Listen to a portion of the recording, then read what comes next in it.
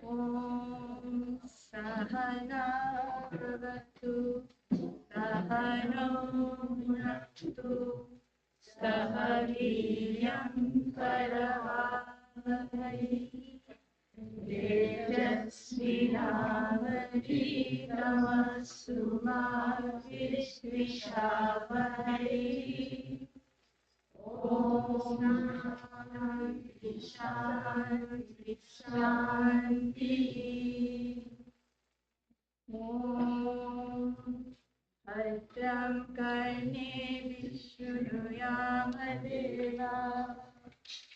Bhadram Pashyemakshaviryajatraः Sthirairangai Sushtubhagam Tastanubhiः Vyashnemadevahitang yadayuः Swasti na Indro Vritashavaः Swasti na Pusha Vishwavedaः Swasti nastaksho Arishthanevi Swasti no Brihaspatirdhatu.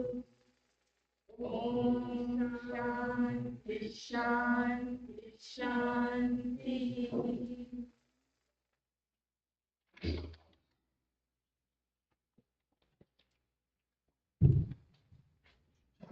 Good evening, ladies and gentlemen. A very warm welcome. Today we will continue learning chapter 13 of the Bhagavad Gita from Swami Sarvapriyananda. Today, at the end of the session, we will have questions. So if you would like to ask a question, please queue up over here on the right aisle. Make sure you take this mic so that your question can be heard on the live YouTube stream. Some housekeeping notes before we get started. Masks, please wear them. If you don't have a mask, we can give you one. We have plenty. Parking, please either park in the church parking lot or behind the ashram across the street. To avoid inconvenience to the neighbors, please don't park on the side of the street. Thirdly, as a high form of selfless karma yoga, please turn off your phones. We had phones go off a few times yesterday. We can probably do better. Unintentional, I know, but we can do better. And we also have books on sale as you enter. There are 2 tables with some wonderful titles. And if you need to use the restroom, you can just walk past the books, and that's where the restroom is. And finally, we realized there's no air conditioning in the room. Sorry about that. We've opened the doors for some ventilation. But on the plus side, this could be an opportunity to practice diksha, forbearance. And that makes us deserving of Swami's amazing teachings, true adhikaris. So, on that note, let's please welcome Swami Sarvapriyananda.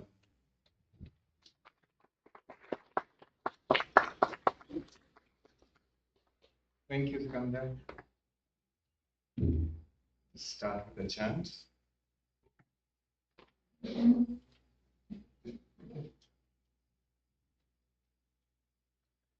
Om Asato Ma Satgamaya Tamaso Ma Jyotirgamaya Mrityu Ma Amritam Gamaya.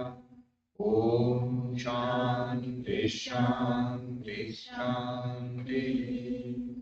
Om Lead us from the unreal to the real. Lead us from darkness unto light.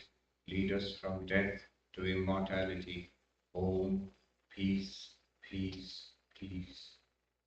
Om Vasudeva Sutam Devam Kamsajanuramardanam Devaki Paramanandam Krishnam Vande Jagadguru. So this is the second session in this retreat of the Bhagavad Gita, where we are studying the 13th chapter. We did the two crucial verses yesterday. So I'll chant them and you can follow me.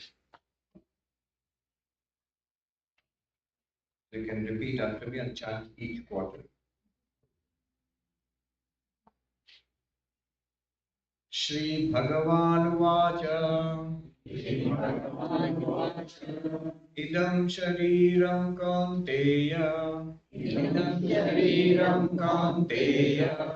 Kshetram Ityabhidhiyate Etadyo Vettitam Prabhu Kshetrajya iti tadvida Kshetragyam chapi mam vidhi Sarvakshetreshu Bharata Kshetra Jayo Jnanam Yaktat Jnanam Matam Mama.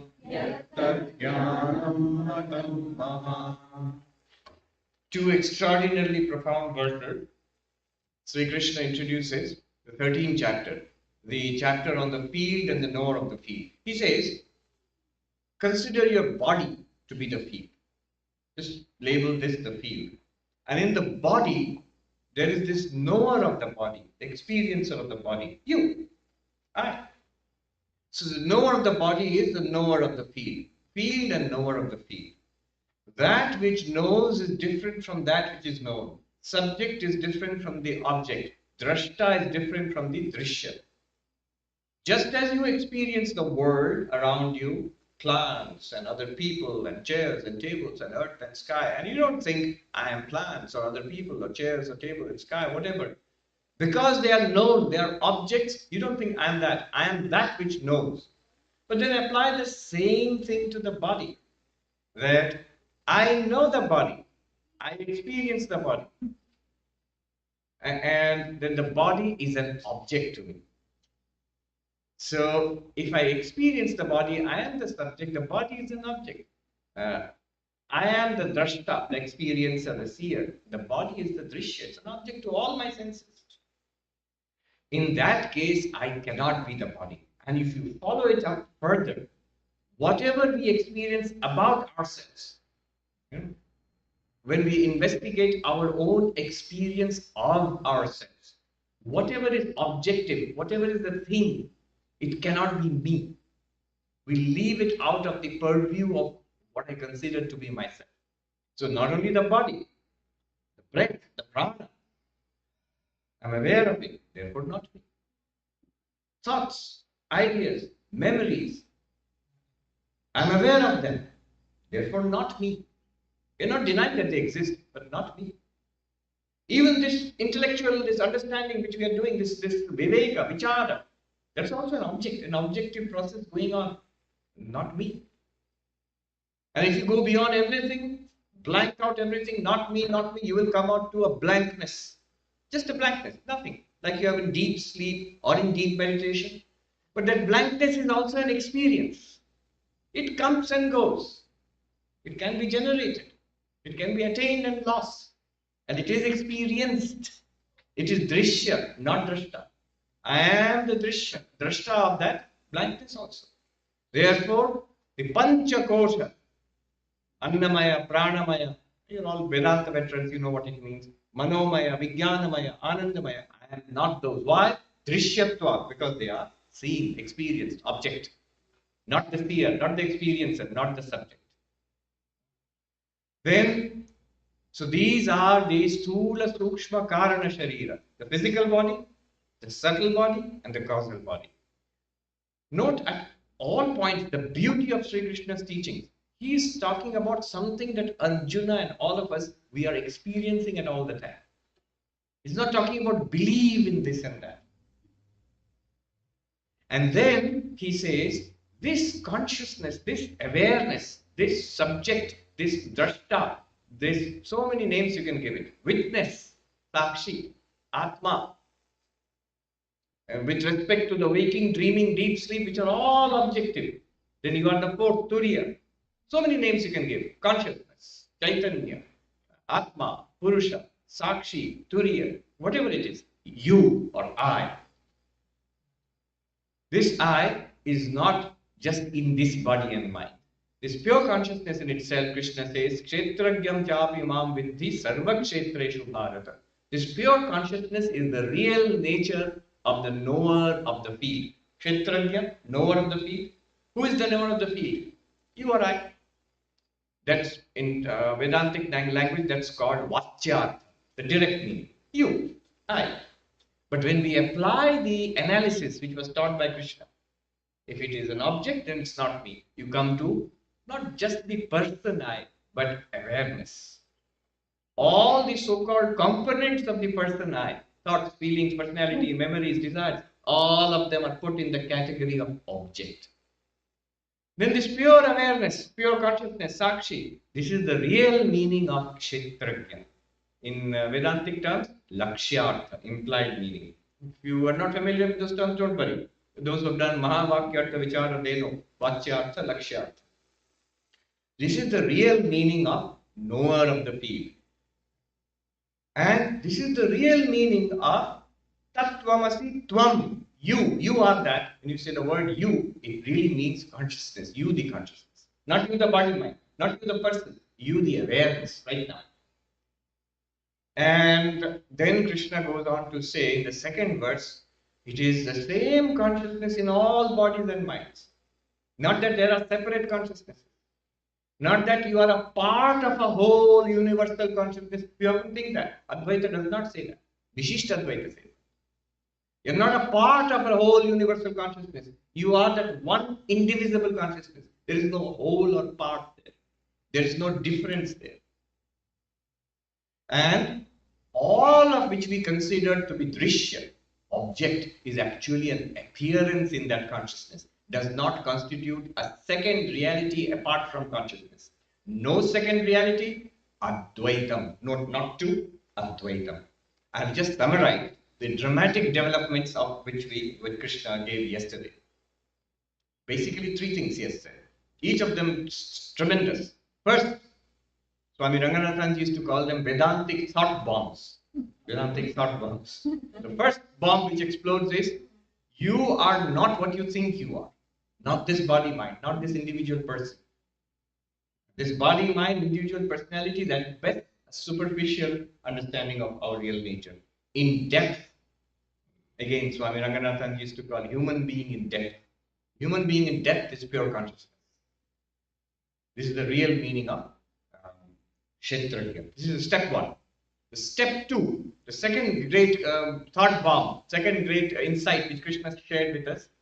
This pure consciousness which I am is one and the same in all bodies and minds. We are actually one consciousness.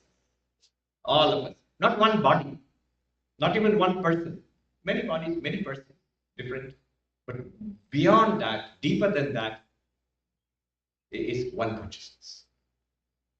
And the third thing which Krishna says is that this one consciousness with the power of Maya is what is called Ishvara, is actually appearing as this entire universe. So what we had in the first stage, what we had differentiated from ourselves, not the world, not the body, not the mind, not the intellect, all of that, intellect, mind, prana, body, external world, now we take it all back in. That they are all appearances in you, the consciousness. They are not actually separately existing outside. So these are all dramatic claims. So Advaita is established. Oneness is established. If you ask Swami Vivekananda, what is Vedanta? There are two things he would say. One is the manifestation of the divinity already within us. That's one. Second, the oneness of all existence. So manifestation of divinity within us and the oneness of all existence. Now if you look at what Sri Krishna has taught, it is exactly the same thing here. When Swami Vivekananda says divinity within each of us, what is divinity? It sounds nice, in American language, cool. Sounds cool. Oh, I'm divine. I'm God. Great. It's silly, but I must share this with you. We have a school in Deoghar, that's in Jharkhand. So I joined the Ramakrishna order in that ashram, Ramakrishna Mission Vidyapit Deoghar, a very well-known school there. So kids, school kids, a lot of fun. Now, each of those hostels, they are called dhams. So hostels, Swami was usually in charge of each of the hostels, or a brahmachari. So one of those Swamis was a very, very funny guy, very funny Swami. And his way of dealing with all the problems would be also very humorous. So one of the rules in that school is, even now I think, I don't know if it's there still now, because at that time, letter writing, all the parents would expect letters from their children. So all the boys were told, every Sunday you have to write a letter to your parents. And the little kids would always sort of, meticulously write letters, detailed letters, postcards to their parents. As they grow older, what's there to write? They are more happy with their friends and their life influence. So parents would complain, I haven't received a letter from my son in 6 weeks, 2 months. So the Swami called that boy and said, "Kyun nahi likhte ho in Hindi? Write to your mommy and papa that you are what's going on here." And that boy, at that age, when you are 13, 14, you become very blaze about, what's there to write? The Swami said, "I will dictate. You write. Dear mommy and papa, dear mommy and papa, I am fine. I read in class 9. My warden is divine. He was the one, Swami was dictating. So the whole thing was a poem. I'm sure his parents were not amused, but anyway. So yes, we are divine. But in what sense are we divine? What's the meaning of why? What's the point of saying that? What's the meaning of the word divine there? So the first meaning is that you are not body and mind. You are not born with the birth of the body. You do not age with the aging of the body. You do not die with the death of the body. Many such bodies have been seen coming and going. No, you are not even the mind. You do not become exalted, euphoric with the joy in the mind. You do not become depressed and down in the dumps with the depression in the mind. You are the witness of the mind, the never changing, ever shining light of consciousness. You shining, everything here shines. By your light, everything here is lit up. Kathopanishad, tameva bhantam anubhati sarvam tasya bhasa sarvamidam vibhati. So that is the first meaning of divinity within us. That's what Krishna is teaching us. That you are that light. You are that pure consciousness. And Swami Vivekananda calls it the divinity within us. But he adds one more thing there. Not just the knowledge of the divinity. What did Swamiji say? Vedanta is manifestation of the divinity within us. So manifestation does not only mean knowing that I am consciousness, I am drashta, chidananda rupa shivoham, I am pure consciousness, the nature of bliss. It's not just that. I should be able to live it in my life. I should be able to overcome problems in my life. My reactions to life must be different. I must be able to behave in life, like Vivekananda, Sri Ramakrishna, or Ma Sharada, or the great spiritual masters, the saints, how they lived their life. Some of that must come in my life also. Those qualities must come in my life. I must become fearless. I must become serene. I must become all loving, completely self-controlled. All those qualities of a Jivan Mukta should come in my life. That is what Vivekananda means by a manifestation of the divinity already within us. Those are the benefits actually of Vedanta. That must manifest. And Krishna will talk about it. And later on, we will discuss that. He will give us 20 such manifestations of how to make these qualities manifest. Those are the practices to attain this realization and also the results, the manifestation of the divinity. The second thing Swami Vivekananda said was the oneness of all existence. And that's what Sri Krishna means by Kshetragyam Chapi Mam Vidhi Sarva Kshetreshu Bharata. O Bharata, O Arjuna, know me to be this one consciousness in all bodies and minds. This is the unity of the entire universe, because there is one consciousness and the entire universe, this external universe, these bodies and these personalities, mind, jiva, they are all appearing in one consciousness. This is Advaita. This is the meaning of Tattvamasi, that thou art, Mahavakya.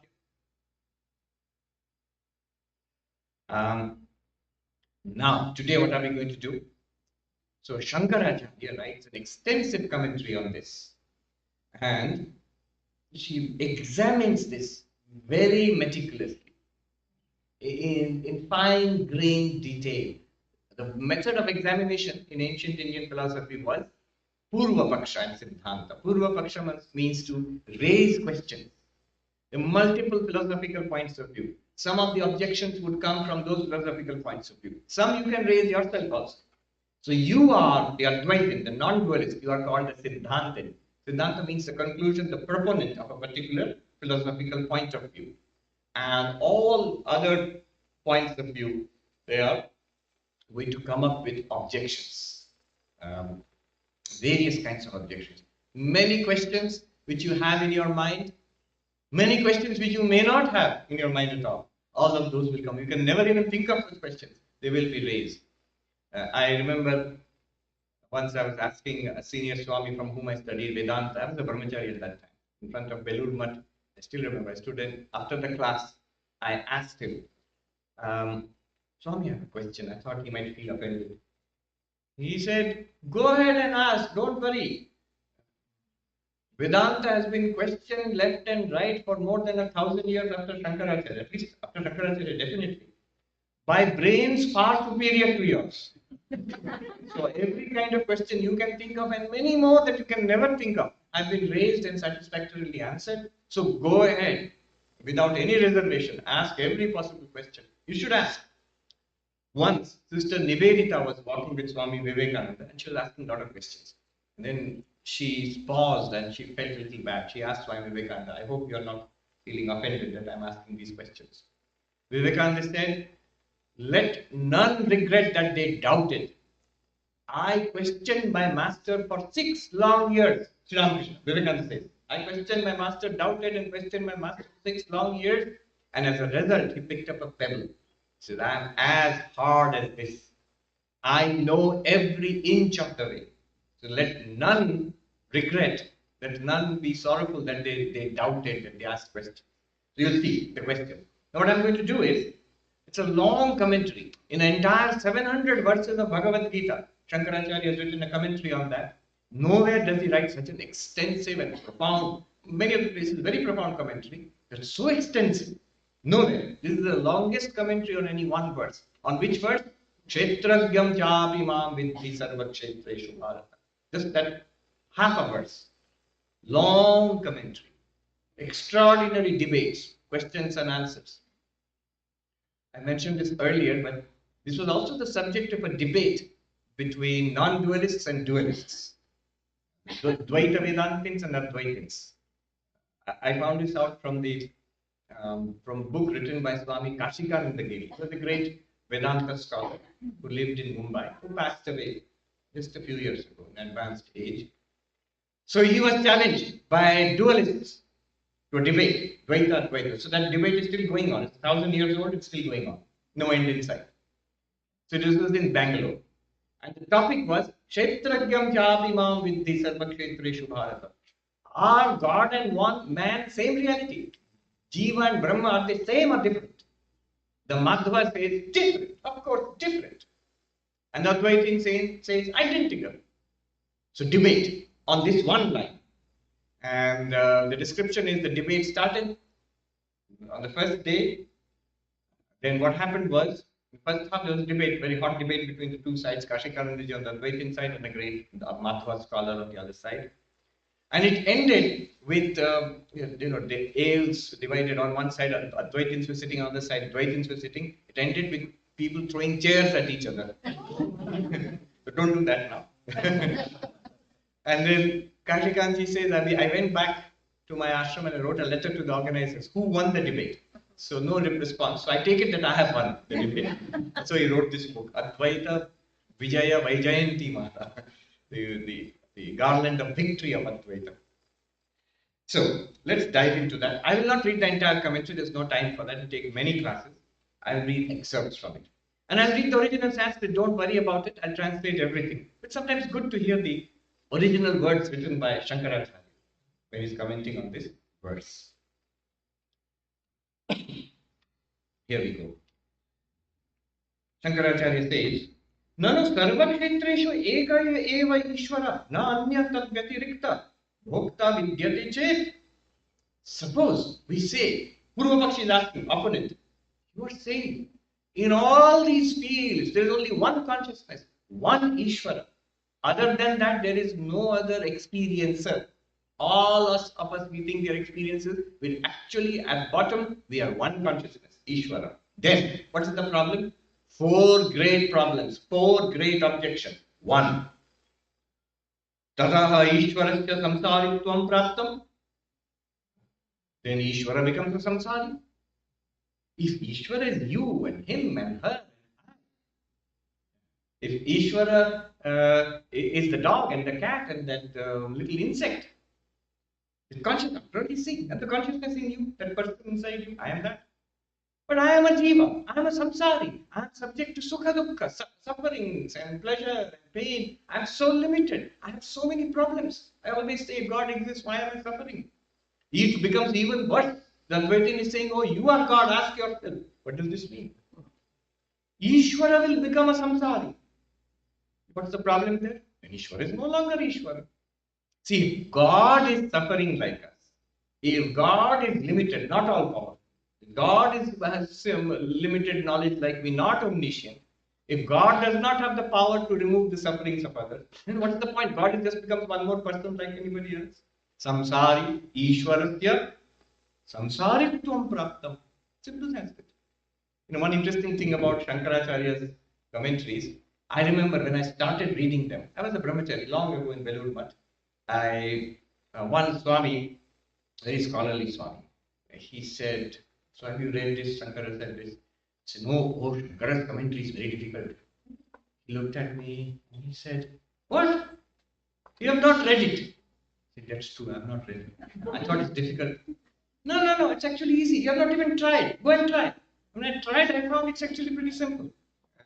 His language, somebody said, of course the language is simple. He was a teenager. So Shankara was around 16 years old when he wrote this. So, one problem. God is no longer God then. You're just equating God with a human being or with an ordinary jiva. Samsara. Or, second problem, Ishvara vyatirekena va samsarinaha anyasya bhava samsara bhava prasanga. In that case, if all of us, we are God, then who is a jiva? There is no such thing as a samsari then. If there is no samsari, there is no samsara also. We are all God, that's it, finished. You might say, yeah, that's what Advaita says, isn't it? Yes, ultimately so. But at the very beginning, if you deny all the problems, you say, you are God, the problem is solved. No, my problem is not solved. I'm still the same fellow suffering. There is no, from the beginning itself, no moksha shastra, no philosophy can deny this world problem. You have to show a way out of it. Yes, you can say, you are God, Tattvamasi, all that you can say. But from the very beginning, you cannot say there is no samsara, there is no samsari, Brahman alone exists, problems are go home. No. It is samsara bhava. See, the problem will be tatcha ubhaya anishtam.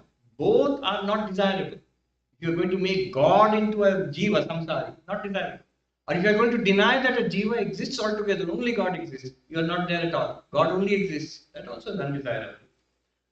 Bandha moksha tad hetu shastra anarthakya prasanga. Pratyakshali pramana virodhacha. Third problem will be that then the whole Vedanta project becomes meaningless. What Krishna is teaching here, I alone am all of you, I am one with all of you. In that case, Vedanta itself becomes meaningless. If Chidananda Rupa Shivoham, I am of the nature of pure consciousness, bliss, I am one with God, then many people ask this question after listening to Vedanta a few times. Oh, then why should I do anything? Why should I do meditation? Why should I follow an ethical life? Why should I do karma yoga, bhakti yoga, dhyana? Why should I come to Vedanta class? Why should I attend this? I am God. I don't require anything like this. So, whole of the Vedanta, whole spirituality is called into question. If you say the divine and the human are one and the same reality, whole project of religion, Shastra anarthakya, meaninglessness of scripture, pointless. The whole exercise becomes pointless. See, one must appreciate the force of the arguments, the force of the objections. Then the answers will make sense. Answers are beautiful, but it will make sense then only when you have this serious question. Fourth problem, biggest problem, pratyakshali pramana virodhacha. See, apart from everything else, what you are saying, I and God are one reality. It's completely opposed to my experience. I experience myself as a limited human being, this man here, subject to so many problems. I depend on this world for a breath of air, for a morsel of food, for medicine, for shelter. I will die without the support of this world. And I have so many sufferings, so many complaints, so many desires, unfulfilled. And so this is my direct experience. You're contradicting it by making such a claim. How can you contradict my direct experience? I'm seeing that light is bright. Can you tell me light is dark? Meaningless statement. Similarly, my own pratyaksha and all pramanas, all sources of knowledge tell me I am a jiva, I am a samsari, I am subject to so many problems. How can you say I am God? So these are the four great questions. Four great questions. He backs it up by adding Pratyakshena tavat sukha dukkha tad hetu lakshana samsara upalabhyate jagat vaititra upalabdhescha dharmadharma nimitta samsara anumiyate. Says just by pratyaksha, by direct experience, we are seeing samsara here. You can't deny it. Not only that, we infer. We see people, some are suffering, some are enjoying, some are doing bad things and not getting the results of that. Some are very good people, but they are suffering in samsara. From that we infer there must be karma phala. That is, it's not the beginning of life. Our life did not start today and it does not end after death. From that we infer, anuman, what? There is karma, good and bad karma, because of which we are getting good and bad results, sukha dukkha results we are getting in this life. There were, in order for that to happen, there must have been past existence to generate karma for this life. And in this life, everything is not exhausted. So there must be future lives. So whole cycle of life and death, janma, mrityu, samsara, chakra. We do anumana, we infer such a thing is there. This is the basic concept of Indian philosophy. All Vedanta schools, Dvaita, Advaita, Vishishta, Advaita, non-Vedantic schools, Nyaya, Vaisheshika, Sankhya, Yoga, Vimanta, non-Hindu schools, Jaina, Bauddha, all of them admit karma and punarjanma. So all of this becomes nonsense if you say Advaita, you and God, Tattvamasi, you are one with God. He says, Sarvam etat anupapannam atma ishvara ekatve. All of this becomes unreasonable, illogical if you say Ishvara and Atma are one. This is the objection, powerful objection, four great objections. What are they? You are reducing God to a samsari, or you are denying samsara altogether. You are completely making spirituality useless if you are God. God doesn't need spirituality. God doesn't need Vedanta. Or you are, and worst of all, you are denying my day-to-day experience, etc. Answer. Shankaracharya answers all these powerful, hard-hitting questions with only one phrase, half a sentence. Na, he says, no, none of these questions are valid. None of these objections are valid. This na is more like the American no. No. Why? Ajnana ajnanayoho anyatvena upapattehe. That's all he says. The whole thing becomes logical, reasonable. It's because Knowledge and ignorance are very distinct, very different. Jnana, ajnana, anya. Jnana, jnanayoho anyatvena upapatte. Upapatte means reasonable. Whole thing becomes reasonable if we see the difference between knowledge and ignorance. What does he mean by this? It says, actually you are Satchidananda. Actually means when you are enlightened, you realize what Krishna is saying is true. That you are one with God. Aham Brahmasmi is true. In knowledge. But when we do not know that, not knowing that, in ignorance, ajnana, what happens? We identify ourselves with this body and mind. We think we are only this body and mind. Like in a dream. In a dream, we may have a nightmare that we are being chased by a lion. We are happily, safely sleeping on the bed, but we may be running on the African prairie and being chased by a lion who's going to eat us up. Huge problem. The whole thing is an appearance based on the ignorance of deep sleep or dream sleep. We are sleeping, we do not know the truth that we are safe and sound in the bed. This whole samsara of dream comes up. Exactly like that, the samsara has come up because of our ignorance of our real nature as Satchidananda. That we are pure consciousness, which Krishna is trying to point out. We don't know that. And therefore, this appearance comes. This samsara appears before us. Now, in ignorance, what appears is as good as real. Very important point. In dreams, so when I'm running through the African prairie, being chased by a lion, if I knew it was a dream, I would have fun. Lucid dreaming. Or like Matrix movie. But I don't know it's a dream. I think it's real. There's really a lion chasing me, trying to eat me up. And so, the pain, the suffering, the terror is very real for me at that time. In the error generated by ignorance, Vedantic terms, ajnana, that leads to something called adhyasa, the superimposition. The samsara, which is generated by ignorance, is as good as, it's not real, but it's as good as real because it produces real suffering. And that samsara, because it is generated by ignorance, can be removed only by knowledge. The problem of the lion chasing me in a dream in the African prairie is generated not by real lion. Not that I'm really running in a prairie in Africa. It's generated by dream. And the dream is because of sleep. And the solution there is not to shoot the lion or climb a tree. Is to wake up. Is to wake up. Knowledge, enlightenment is the solution. And since enlightenment or knowledge is the solution, knowledge is given by Shastra, is given by the teachings, is given by Vedanta. And therefore, Vedanta becomes relevant. Vedanta gives knowledge, it wakes us out of the dream of samsara, and I realize Aham Brahmasmi, go from ajnana, ignorance, to jnana, knowledge. In between, Vedanta. Krishna teaches us that. And therefore, Vedanta becomes relevant.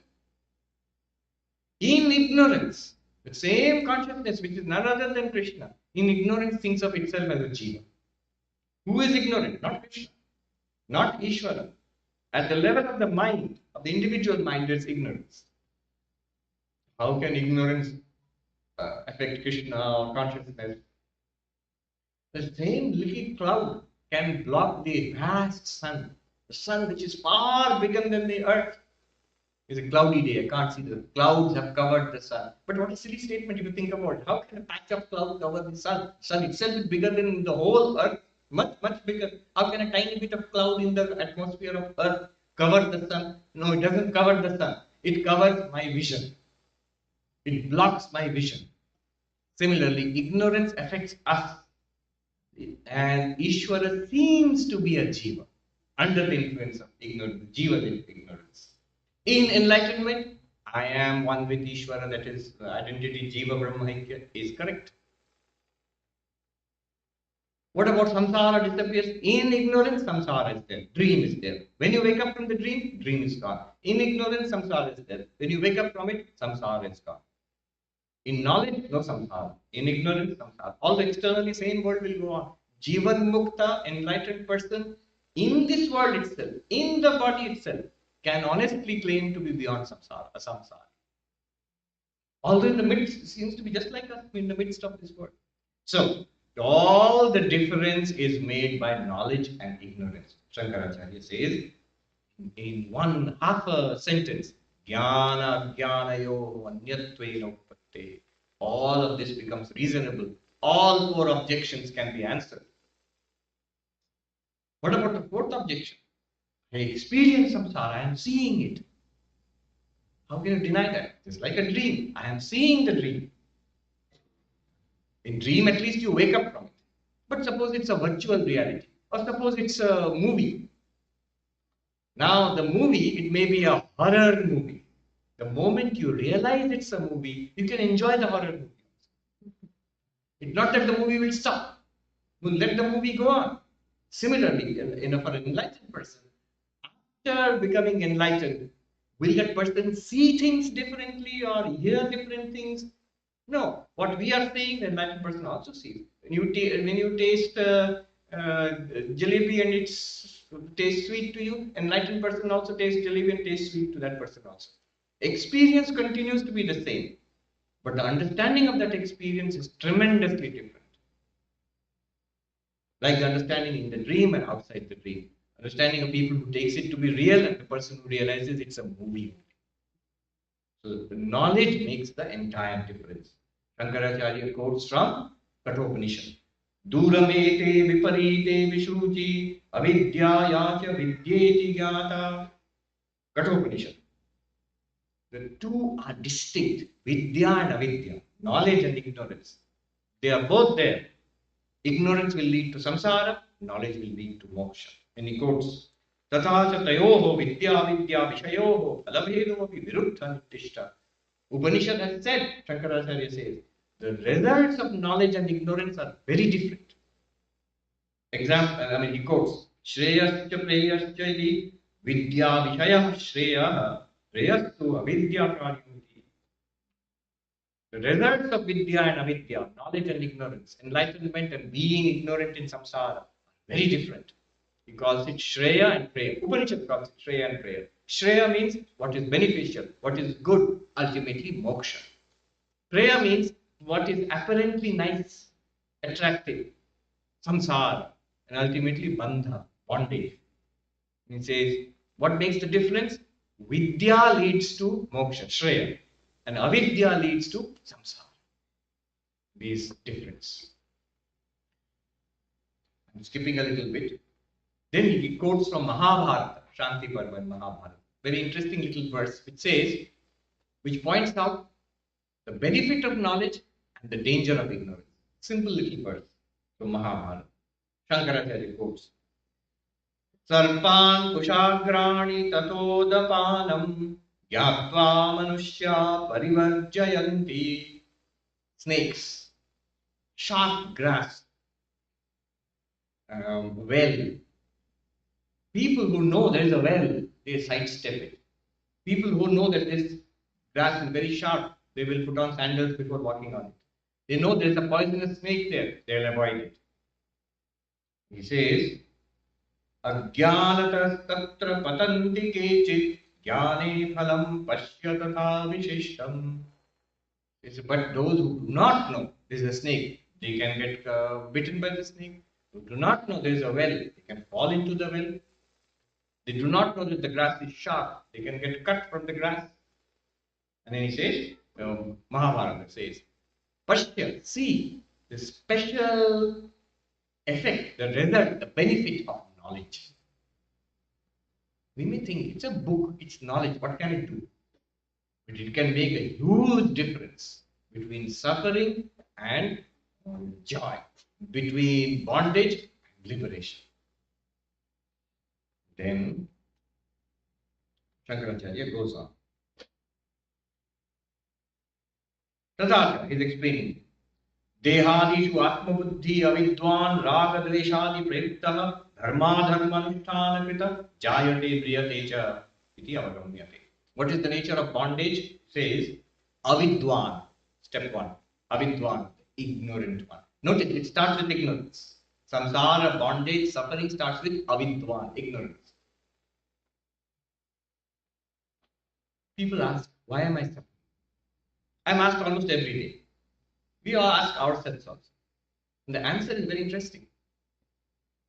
Recently in Calgary, I was asked to deliver a talk on why is there suffering if God exists? This is called the problem of evil. So every religion, which is a theistic religion, which talks about God, supreme, all perfect, loving, God, all powerful. If such a God exists, why is there so much suffering in the world? So this has to be explained. In Christian theology, there is a whole branch of theology called theodicy, which is justifying the ways of God to man. Because God will not give an explanation. If you ask God, why is there so much suffering? If then God is silent. So now we must hire a lawyer. America, land of lawyers and psychiatrists. So we must hire a lawyer to argue in favor of God, defend, public defender, who will defend God. So this is called theodicy. Why is there suffering? And there is a book, Arthur Herman, The Problem of Evil in Indian Thought. So in Problem of Evil and Indian Thought. So in Indian philosophy, what are the answers? He actually collects all the answers to this question. Very interesting list. 24 answers. Oh, really? 24 answers? Most of them are not satisfactory. Anyway, 24 answers he collects. So why is there suffering at all? Karma is one theory, the major answer from Indian theory, from Indian philosophy. And Professor Herman says that's the best possible solution. He goes through all the religions of the world, all the philosophies of the world, 24 list of 24 answers, and he says ultimately the most reasonable among all of them. And he has a whole section on the weakness of the law of karma also. What are the problems? In spite of that, there is nothing as comprehensive or reasonable as the law of karma. Anyway, Advaita Vedanta says even beyond that, even karma is not the final answer.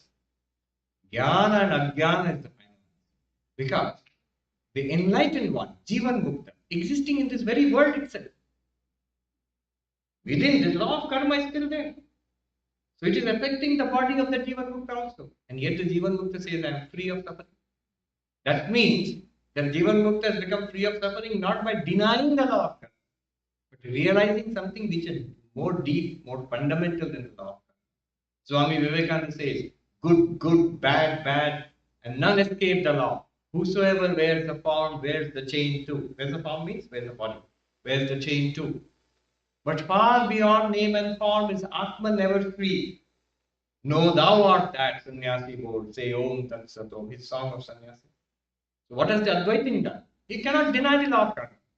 But you see, beyond the law of karma is Atman. This is Atman never free. And how do you access that? Know thou art that. No, knowledge. See, by Vidya, by Jnana, you access it. That I am the Atman. So even karma is a deep answer. Deeper answer still is knowledge and ignorance. Ignorance, suffering. Knowledge, freedom from suffering. Right here in this world.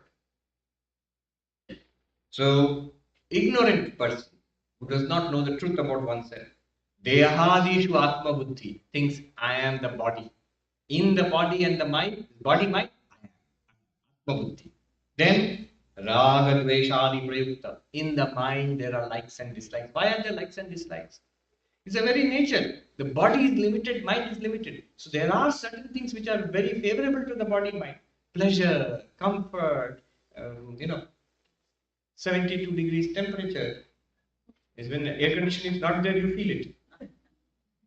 So this is very comfortable to the body mind, to the body. And I want this raga, liking. And there's something that's uncomfortable for the body. Hunger and pain, uncomfortable for the mind, criticism, mistreatment from others. So I dislike that. Raga Dvesha is there. And propelled by this Raga Dvesha Adi Prayukta, Dharma Anushtana performs actions to satisfy desires. Some of those actions are adharma. Cannot control oneself, does wrong things, lies, cheats, hurts others. Some of those actions are dharma, does good moral action.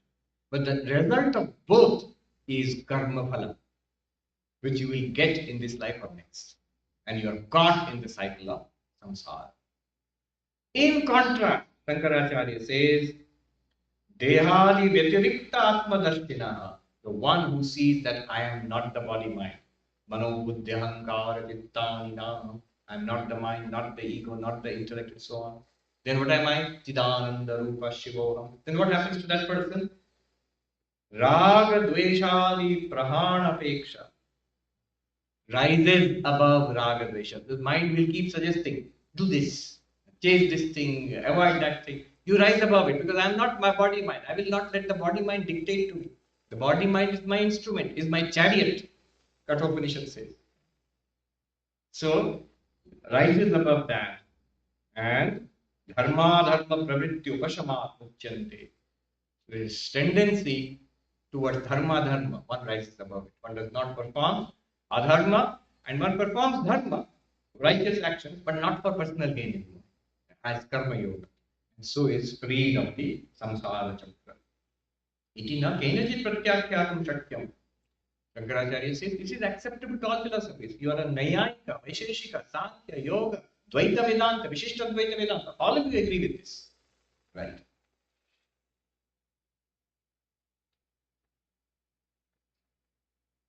Tatra evam sati, since this is so, Kshetragyasya Ishwarasya sata avidyakrita upadi bhedata samsaritvam bhavati yatha dehadhyatmatvam atmana. Dehadhyatmatvam atmana. So he is explaining now how knowledge and ignorance will answer all those objections. He says, so since this is so, Ishvara, God, who is the consciousness in all beings, avidyakrita upadi bhedata samsaritvam iva bhavati. Crucial, iva means as if. Because of assuming that I am this body and mind. Why would a person assume that we have body and mind? Because of ignorance. Then it is the same Ishwar who is shining in this body and mind, consciousness, but not aware of itself and identified with body and mind, as if samsara. Samsaritvam iva. So it's not that your original objection was you have reduced God to a samsara. No, God has not been reduced to samsara. Only because of ignorance, it seems to be as if God has become samsara. No, actually not.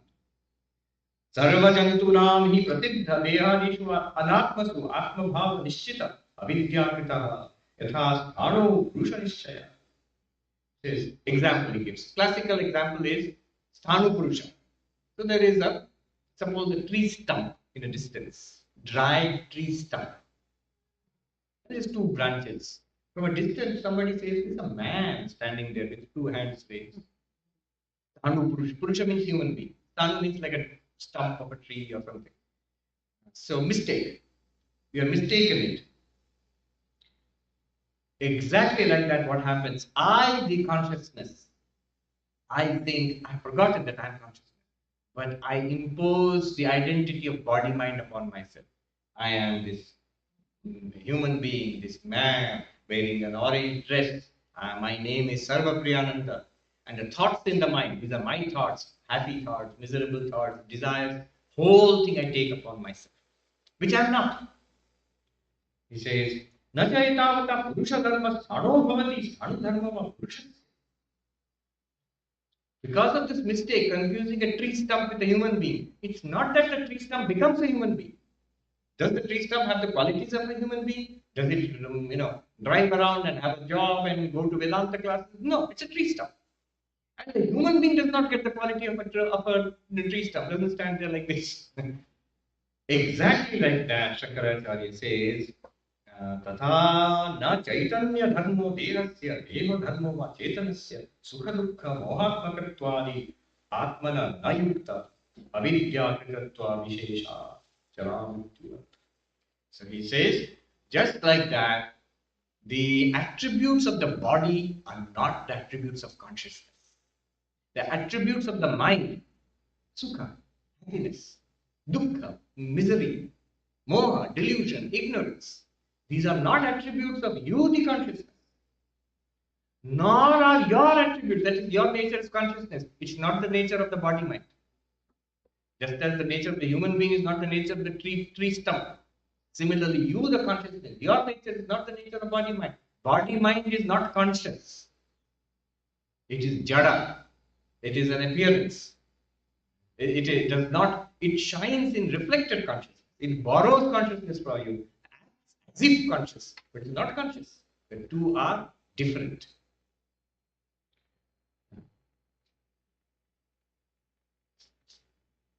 Then, and he adds, Shankaracharya, Jaramrityu, because he's talking to other philosophers. You all, whether you are Hindus or Buddhists, you all believe in life and death, cycle of life and death. So you all believe that old age and death belong to the body. But in day-to-day life, everybody claims, I am becoming old, or such and such person died. So the attribute of the body is transferred to the conscious being. That you all philosophers admit.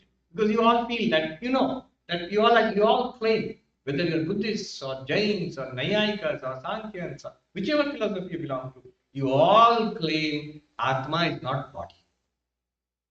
After death of the body also you continue. Every religion claims that, except the materialist.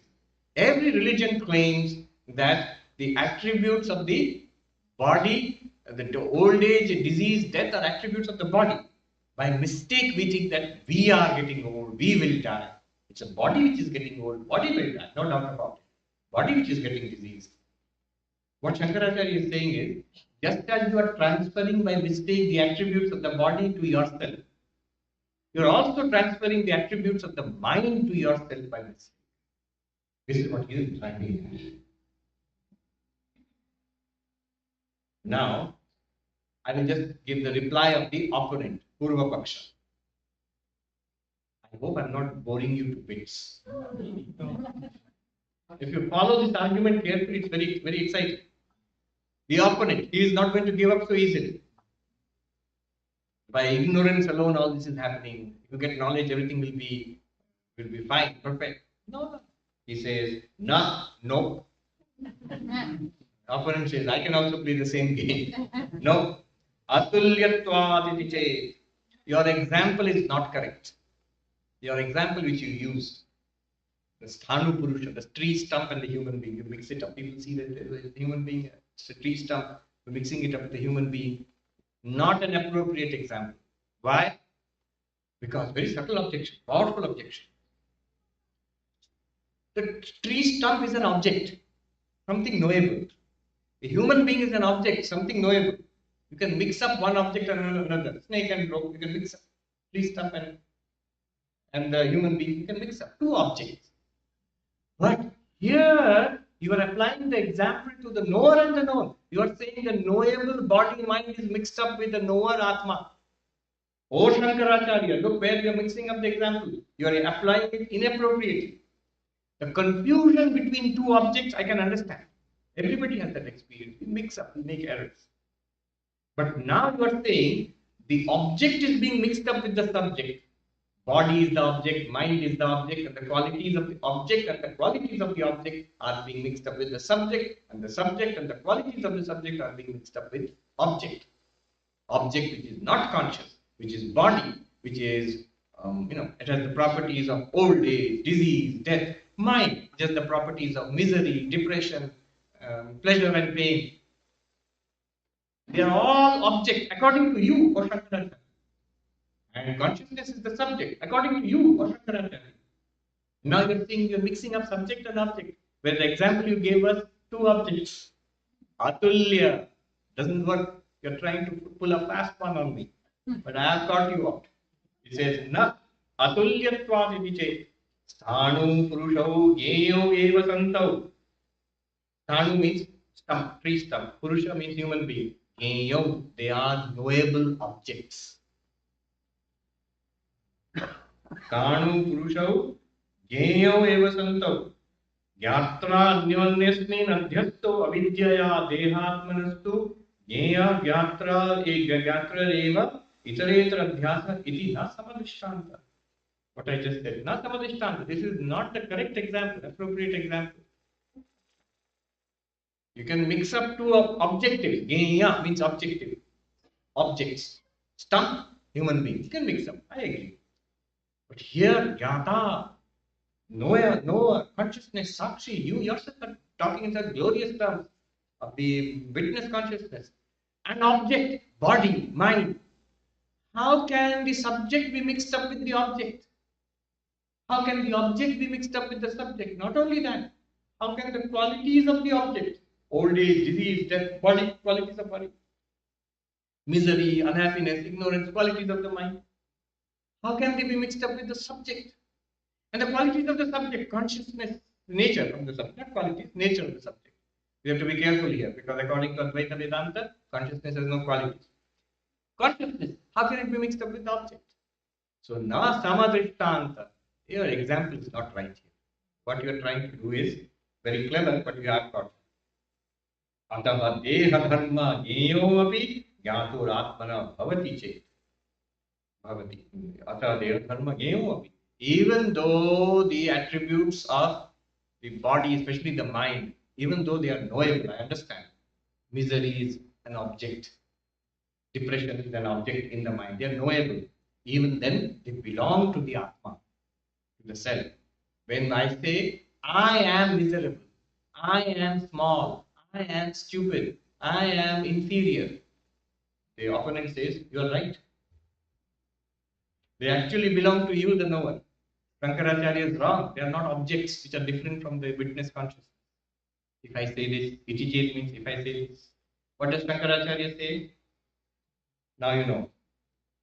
No. Achaitanyadi prasanga. Then you are reducing the Atman to an object, non-conscious. What does he mean by this? Yadi hi gneyasya dehadi kshetrasya dharma sukha dukkha moha ichchadaya jnatu bhavanti tarhi gneyasya kshetrasya dharma kechid atmana bhavanti avidya dhyarupitaha jara maranadestu na bhavanti iti visheshaitu vaktavyaha. He has made a brilliant point here. Remember who he is talking to.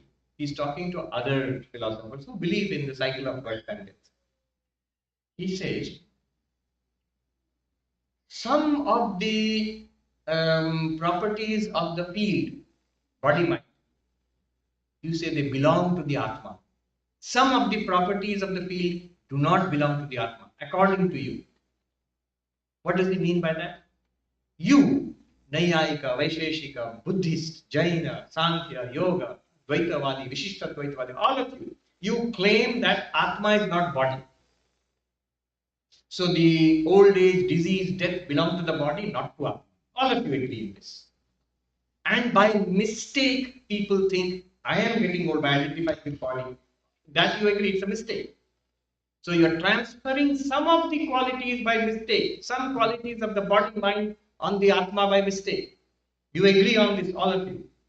And now you are telling me some other qualities like sorrow, pain, which are in the mind, those are not transferred to the Atma, they belong to the Atma. This is the Nyaya theory, that Sukha, Dukkha and all, they are located in the Atma. Some belong to the Atma, misery, pain, they belong to the Atma. Old age, disease, death belong to the body, but by mistake transferred to the Atma. Vishesha hetu vaktavya. You must tell me why. Why will you transfer some of the properties of the mind like misery, pain, ignorance to the Atma? That I am miserable, I am in pain, I am a small person, I am a samsari. This belongs to the Atma, you are saying. But on the other hand, some properties of the body, old age, disease, death, you are saying does not belong to the Atma. Because you believe in Punarjanma. Vishesha hetu vaktavya. Give me the special reason. Why are you distinguishing? You cannot. On the other hand, I can give you a straightforward logic. He says, na bhavanti iti asti anumanam. That there is no special distinction. All the properties of the object, of the kshetra, of the field, belong to the field, not to you, the witness of the field. I can demonstrate that. How? Avidya dhyaropitatvat jara maranadivat iti heyatvat upadeyatvat chaiti. He says, just as old age, disease, death, according to you, are because of ignorance are imposed on the Atma, but they belong to the body. Similarly, misery, ignorance, desire, frustration, all of these various thoughts and emotions and feelings which are in the mind, they belong to the mind, not to Atma. Straightforward logic. You, the Atma, are pure consciousness only. Shankaracharya says this.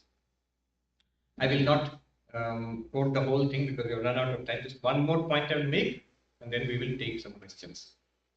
And later on, Shankaracharya will not give up that point that they pinched him a little bit, that the example is wrong.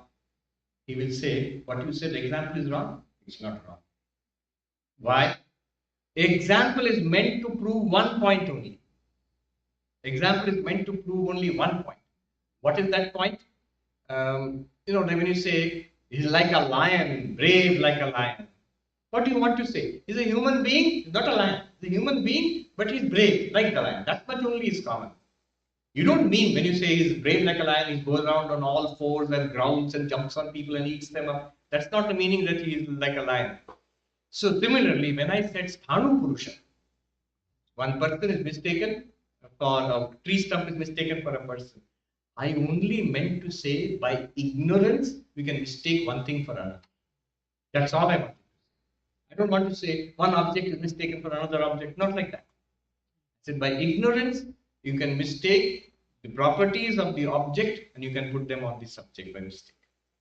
By mistake, the nature of the subject can be imposed on the object.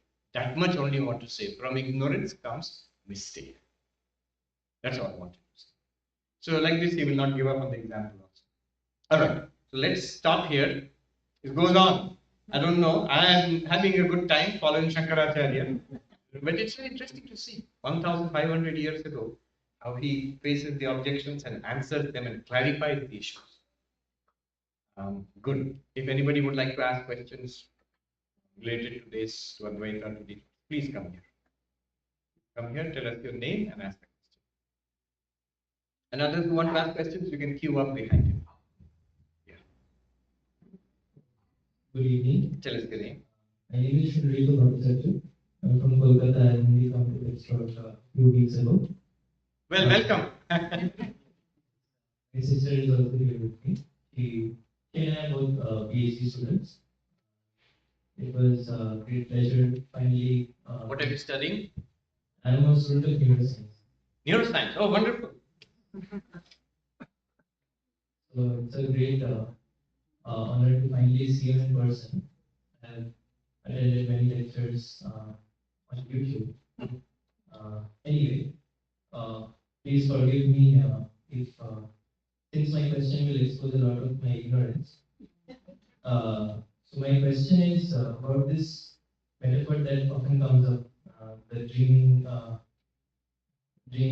like or the samsara being similar to a dream state, and the dreamer being similar to the samsari with respect to the person who has attained moksha. So, since dreams often have a lasting impact on us, and we can often be affected by the content of dreams, and we often have a memory of our dreams, does the person who has, or the consciousness, or if I were to attain conscious moksha, would I still have memory of my current state, or would I be, as you say, blank? Okay. Or so this is a complicated question because it's got different strands in it. The dream and waking example related to enlightenment and ignorance, and whether after enlightenment the effects of my earlier experiences will still continue. Will I still have memories? So let me answer the last part of the question. After enlightenment, what happens? Does that person still, retain all the faculties? So I remember the discussion was going on in a class on Buddhism at Harvard Divinity School. So in the Buddhist Mahayana scriptures, you will find after you become a Buddha, what happens? So one kind of text says Buddha is omniscient, Buddha knows everything, nothing is hidden from the Buddha, everything is known. Another kind of text says because the whole world is false, Buddha cannot have false knowledge, so the Buddha does not see, does not hear, does not taste it. no false knowledge is there. So the Professor Garfield, he said, so which is it? Omniscient Buddha? He would say omniscient Buddha or brainstem Buddha? The Buddha is reduced to a brainstem, like a deep coma. That's a very unappealing picture of enlightenment. It will become like in deep coma, you don't know anything at all. What happened? He became enlightened. He has to go on life support now. No. The best answer, before I give you a more detailed answer, straight answer is you look at the people who are considered to be enlightened. Vivekananda, Ramana Maharshi and others are in different traditions. Notice they seem to be as functional as the rest of us. They are talking, walking, eating. They recognize everybody, interact with everybody. So all the faculties of the body and mind will continue to work, including all the memories of what has been going on in that individual life. Just because you recognize a movie is a movie does not change the plot of the movie, will not make the movie switch off. The dream problem is you wake up out of the dream.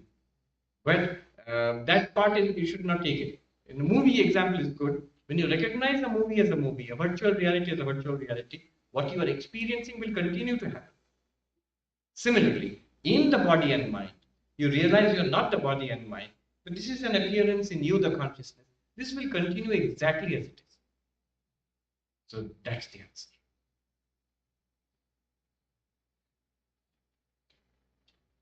I mean, is there a way to be sure that somebody has attained consciousness? No, attained consciousness, we have all attained consciousness. We are all conscious right now, right? Advaita Vedanta, I just put it very briefly. I know you understand, but it's good to repeat it. There's no attaining consciousness. We are all conscious. Right now, we are all conscious, hopefully. Realizing that we are conscious. Right now, we think everybody will admit, yes, we are conscious. But we think we are these bundle of body, mind, consciousness, or we think we are bodies with consciousness. Advaita Vedanta wants us to reverse it. See yourself primarily that it is actually all happening in awareness, or all appearance in awareness, in consciousness. That consciousness you are, in which everything is experienced. That paradigm shift is what Advaita, first of all intellectually, and then actually in experience to see that yes, it's true. So, go on. When one attains that, then? No, since you gave an example of some persons who seem to have attained a higher knowledge, and they seem to be perfectly functional. Yes. Not reduced to a brainstem or some other paradoxically lower state of consciousness. But I was wondering if there's a way to know for sure. So, is there a way to know for sure if anybody is enlightened or not? So, that's a big question. And answer is yes and no. Straight answer is no, because it's an internal awakening. So, you can never know for sure. No, but Arjuna asked this question to Krishna in the Bhagavad Gita, 2nd chapter. Sthita Pragya, one who has stabilized wisdom, one who has realized I am Brahman and completely stabilized there. What are the characteristics? How is this person different from us? How does this person walk, talk, interact, sit, meditate? And Krishna gives the characteristics, but you'll notice all those characteristics, whatever Krishna says, will not answer your question, because they're all internal. Now, is there any external way? Yes, there is. Sri Ramakrishna says that Vishware Uddipana, when you are a sign of a fully enlightened being is just in the company of such a person, you cannot but be affected by it. Your mind will be uplifted, a spiritual vibration comes into you. These effects are there. Now, are these foolproof? No. You go to any kind of cult where there is a sufficiently powerful, charismatic person, everybody who's listening to that person will feel, yes, my mind is being uplifted. Swami Vivekananda gives some tests. These are good tests. He says, is it making you stronger? If it's making you stronger, it is truth. If it makes you weaker, reject it as poison. Test 1, strength or weakness. Or cult leader, some kind of God man is giving a talk and you feel all very uplifted. Are you becoming more and more dependent on that God man and that cult and those things? Or is it making you independent and strong? Is it driving you back towards your real nature? Or is it making you a slave of that person? That's a good test. Second, Swami Vivekananda says that which makes us selfless, unselfish is truth. That which makes us more selfish, body-mind oriented is untruth. That's another test. Selfless, unselfish. Selfless and selfish. Third test, Swami Vivekananda says, that which unites makes for oneness is generally it's true. That which divides and fractures is generally untrue. Again, these are general tests. So these are, there's no direct test, litmus test, enlightened, not enlightened. You can't see. There are now psychological questions on internet. Test whether you are enlightened or not. Answer these questions. All right, we'll take the next question. Thank you so much. And good luck to you for your PhD. It's cutting edge work. Look forward to this conversation I had recently with David Chalmers. He is the head of the Mind Brain Consciousness Unit at NYU. So we had this conversation. It will be posted very soon on YouTube. Very interesting conversation. Yes, it will be uploaded soon on YouTube. Pranam Swami, my name is Anvesh. Anvesh.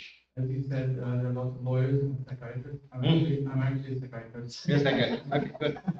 And I'm from Toronto, Canada, originally from Delhi. You remind me of some of the best teachers I've had while studying for medical school, and your teaching have really inspired me and cleared some doubts that were just, were kind of percolating there for many years.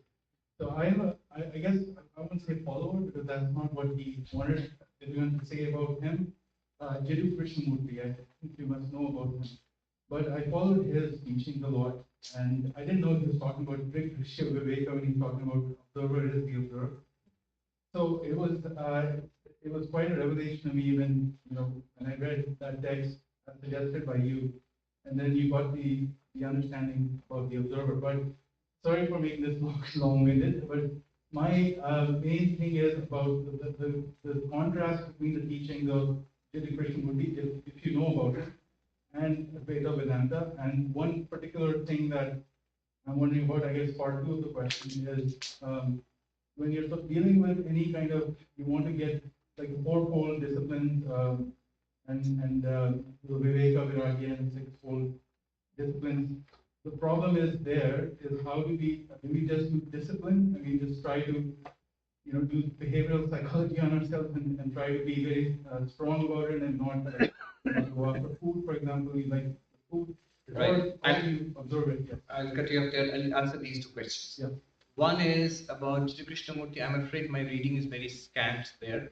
Whatever little I've observed, there are certain Vedantic traits. Of course, he would completely deny it all. He says, I'm coming entirely from my own experience. My humble submission here is, these texts, whether it's the Gita or Drishya Viveka or Aparoksha Anubhuti, they are so simple, so direct, so understandable, so logical, and so time proven that if you want to get to that point, why go around in a circuitous way? You can take the help of this and that teacher, but come to these original, this is an ancient tradition. Catch hold of it. It will give you that insight, and from that insight, you can actually take benefit from all other teachers also. It's like a straight big highway. Why not take it? Also, without any disrespect, I am a little careful and wary of any teacher, including some very respected teachers, who always claim that whatever I'm saying is coming not from books, not from tradition, all from my own experience. That's a big no-no. Shankaracharya here, I don't think we'll get to that point yet. He will say in this commentary itself, he will say, in fact,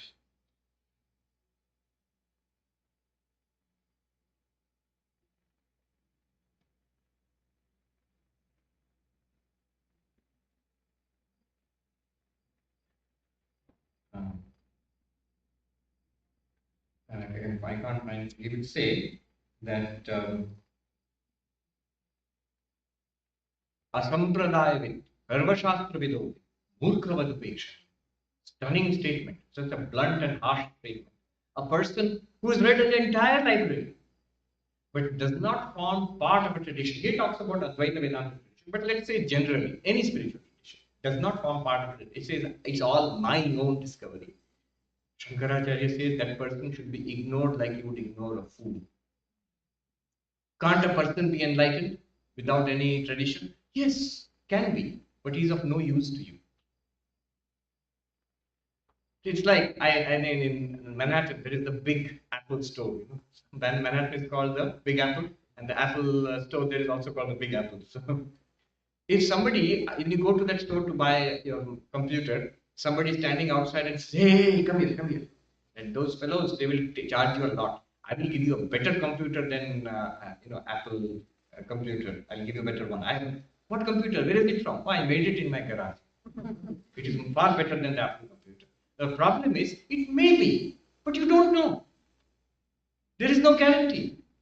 The Apple store has a brand and has got different shops and is guaranteed that wherever you go, there will be somebody to help you with that. There is documentation. But here, there is no documentation. There is no, in Hindi they say, na aage na piche. Would you want to give up your entire investment money and buy an expensive computer? Computer itself you will not buy. What to speak of your own life?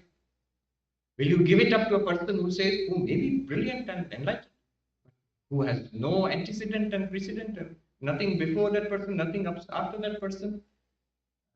Whereas a tradition, any tradition, I'm not saying just Advaita, Dvaita, Vishishtadvaita, Bhakti traditions, for hundreds, if not thousands of years, it has produced people who are highly spiritual. So that's a good indicator. That's my point. About the practices, we will see later tomorrow. Some practices will be suggested. They are practices. And their behavioral psychology, positive psychology, all those things become very useful there. Thank you. Thank you very much. Thank you. My name is Shruti Madhacharya. You are his sister. Yes. What are you doing PhD on? I'm a student in geology. Geology. And I'm studying in West Virginia University. My question is about what you said in yesterday's lecture. I have two questions. So you say that there may be multiple bodies and multiple minds, but there cannot be multiple consciousnesses. Yes. So, and the study of Advaita Vedanta is all experiential. So we do experience multiple bodies and multiple minds. So Yes. is there a way to experience this one single consciousness? You are actually experiencing this one single consciousness right now. First of all, you're experiencing consciousness, right? Because you are conscious. You're not experiencing consciousness as an object, because consciousness is not an object, but you are conscious. All of us are conscious. And this is, in fact, Swami Vivekananda says that you should not go away thinking it is unknown or unknowable. It is more than known. Because first we are conscious, then we are conscious of something. Mind, body, world. So we are all, in one sense, experiencing consciousness in the sense, not as an object, but as ourselves. Only thing is, we don't think that it is one. So we won't take any more questions now. We're out of time. We'll do it tomorrow. Only thing is, we think it's a limited consciousness. Only in this body and mind I am this consciousness. I don't think I am the consciousness in those bodies. This error according to Advaita Vedanta. This is what Krishna is saying in the second verse. Know me to be the one consciousness in all these fields. One knower of the field in all these fields. That's what Krishna is saying. And that is Advaita Vedanta lets us see this. I'm using the word see in the sense of understand. And my second question is that matter is an appearance in this consciousness. Yes. So if it's an appearance in consciousness, how do we know it is real? Advaita Vedanta will say it's not real, exactly. Because it's an appearance in consciousness.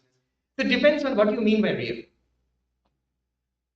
David Chalmers, in his new book, Reality Plus, he gives 5 definitions of reality. How would you define reality? One definition is that it exists outside. Outside means outside your mind, outside your consciousness. It is real.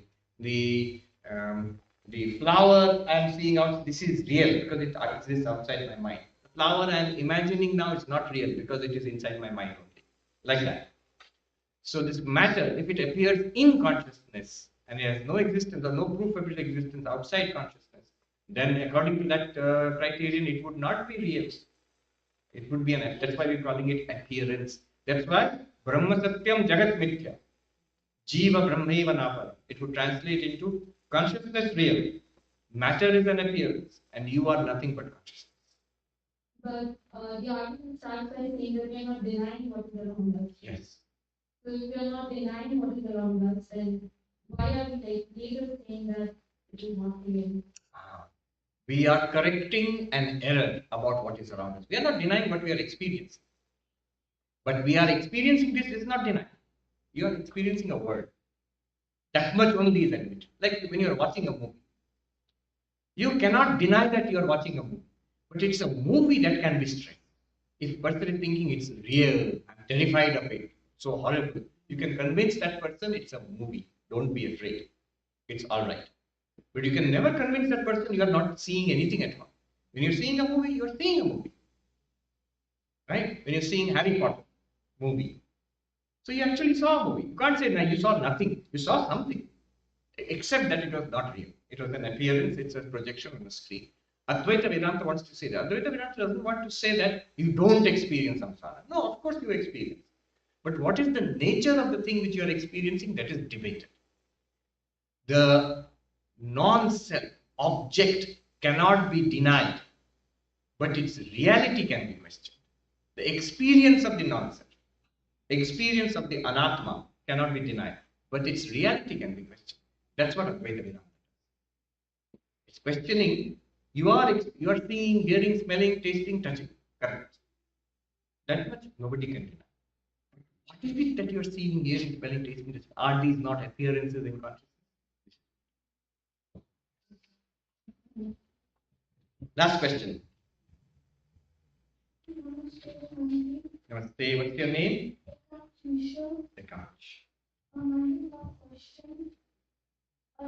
So, if our mind, when we're sleeping, we have a dream. And if our mind is like kind of making a dream, we have access to the mind. Why aren't we aware of what is going to happen in the dream? If our mind is aware and we are not. It's a beautiful question. If our mind is making the dream, why aren't we aware of what's going to happen in the dream? Dream can be quite unpredictable. That's actually a beautiful example. It's quite possible that the entire samsara, your entire life is an appearance in consciousness. Yet it can be quite unpredictable, just like a dream. Just as nobody doubts the dream is an appearance in the mind. It's made up by your mind. It's an example. It's made up by your mind. Your mind makes the dream. It's not a real occurrence outside. And yet in the dream also you are helpless. What will happen in the dream, you don't know. Each dream is different, widely different. In fact, more unpredictable than waking life. Similarly, it's quite possible, like a dream, this whole samsara may be an appearance in consciousness, and yet we may be completely helpless in the samsara. It may be quite unpredictable. Right? So it's not like a plot. It's not, if you write a novel, you know what's going to happen because you are writing. But a dream, you don't have conscious control over it. Similarly, here Ishvara knows what is going to happen in samsara. We as the jivas, participants in the same samsara, we don't know what's going to happen. But what Krishna is saying, I am Ishvara, who has total control over this movie, over this dream. And you, the jiva, who has no control over this dream. Both you and I are one consciousness, and this is actually a dream, so relax. Enjoy the ride. I'm going to take you for a ride. I am in charge. I know where, self-driving car. I know where it will go. Don't worry, it will be a good place. Everything will go well. And while it is going ups and downs, troubles are coming, problems are coming, everything will be in the end all right, because nothing can destroy you. Even I, Ishvara, cannot do anything which will really harm you, because you and I are one consciousness. Om Shanti Shanti Shanti Hari Om Tat Sat Shri Ram Krishna Arpanamastu. Very grateful, Swami. The dream appears in mind appears in consciousness. Food also appears in consciousness. And unlike the dream, you're not completely helpless because we got some for you here. So please gather thoughts on your way out. Thank you. We will resume tomorrow at 10 a.m.